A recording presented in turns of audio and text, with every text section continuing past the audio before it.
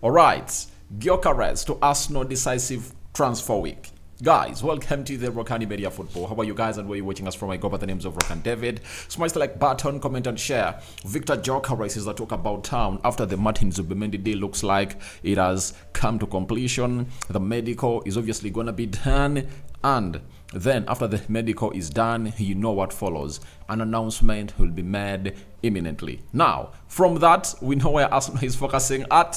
And that is all about Viktör Gyokeres. Continue to see to it that we reach the magic number of 26,000 subscribers. How do you do that? Lower right bottom corner is a place to be.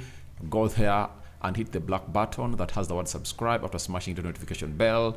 That whenever you get notified if I upload a video onto this channel. Now, Sacha Boey, formerly linked to Arsenal, looks like he's changing his international alliance and he's really fed of France.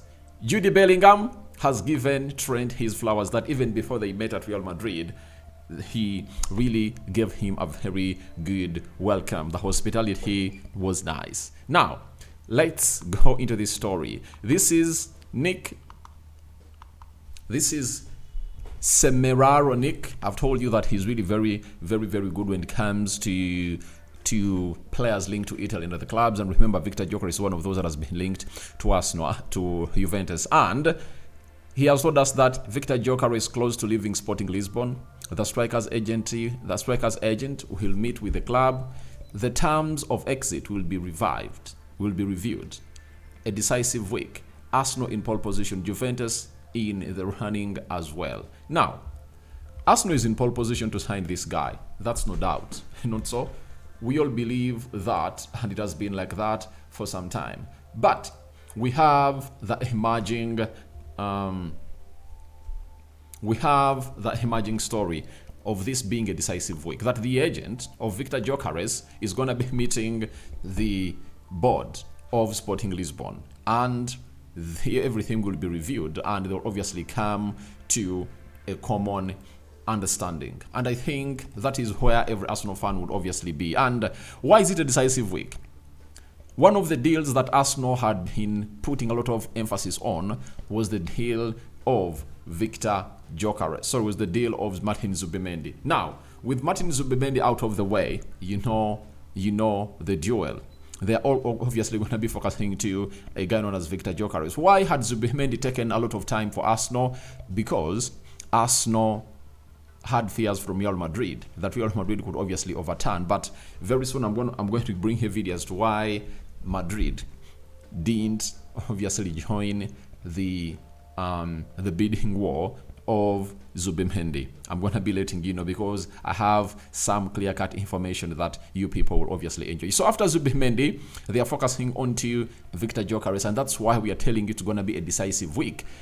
And the agent is also wanting to review everything, and remember, the club called for a clear the air talks, and they want to obviously get out of the news and maybe do things behind the curtain, because everything was done on stage this time around. The public domain has been perceiving everything. The president of Sporting Lisbon throwing words at the agent of Viktör Gyokeres. The agent fires back, Gyokeres fires back, and he's like, I'm not willing for those clear the air talks. So it shows you that it has been all messed. The situation has been very hostile, and now they need to obviously come up and see to it that it doesn't rest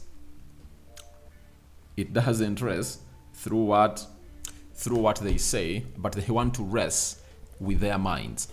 Let them rest with their minds in a meeting. Even if everything goes on bad in the meeting and it heats up, I think they can come to a compromise. I think that's why they're even seeking for the services of Jorge Mendes. Though Fabrizio Romano says that Jorge Mendes has not been heard anywhere on the deal to discuss this guy to join the club of Arsenal. So we are waiting to see how things are really going to be panning out for the side of Gyokeres to Arsenal decisive week. We are entering into the decisive week, and we might hear a here we go for Viktör Gyokeres to the club of Arsenal next week. So the week starting on the 23rd is really going to be very decisive, if I must say. Now, from that, let's go to Let's go to Sacha Boey. Sacha Boey was playing for Galatasaray. Arsenal were so much linked to the player, but he crossed to the side of Bayern Munich after Arsenal went ahead to talk to the player, but they had two players to choose on, Julian Timber and Sacha Boey, and Arsenal were like, let's get Julian Timber. And now Sacha Boey moved from Galatasaray and went to Bayern Munich, and I think he joined Bayern Munich in the January of 2024. That is it. Now Sacha Boey is fed up. He has been playing for all the unders of France, and for the national team he is not being thought of.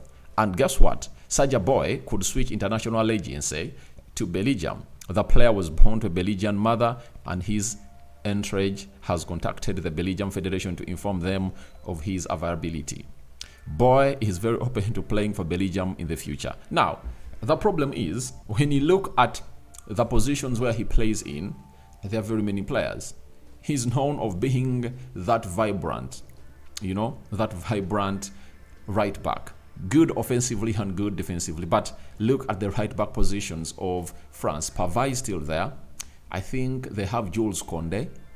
They have the Hernandez brothers, So with those, there is an emerging force of a player known as Malo Gusto, who is at Chelsea and is really performing very well. And for Sacha Boey, at Bayern Munich where he went, he's not really performing very, very, very well. So that's how things are really panning out for a player known as Sacha Boey. So for Bellingham, I think he can obviously take I think he can really enjoy himself, there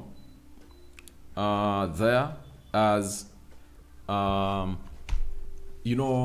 he can also play by then the central defense, So at Bellingham, he can also play the central defense, where the Vertonghen's have gone ahead to leave, the likes of Vermaelen have gone ahead to leave. So he'll enjoy himself in that central defense, and I think he can really command a starting place into that national team for the side of Bellingham. At France, in the central defense, I tell you, France looks like they have the most number of central defenders, There are really very many, Saliba,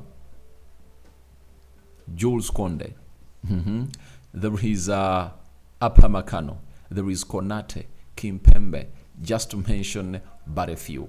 But they have very, very, very many. Lenny Yoro is emerging up at Manchester United. You understand? So he cannot really compete with them, and I think he's going to have to make a very good decision that let me obviously go to Belgium, because even Belgium is a top tier team. When you look at the rankings of the world, they're among the top 15 teams in football. So I think that will be a very good move for him to obviously go and really play that side. I don't know what your thoughts are about it, but I think France won't obviously see him as that player that will be very, very, very crucial into their campaign, unless otherwise after 2026. And I think he's targeting to play in the World Cup of 2026 as a player.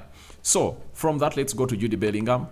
Jude Bellingham has come out and told us that Trent, a question, when I joined the England team, he was one of the first people to welcome me.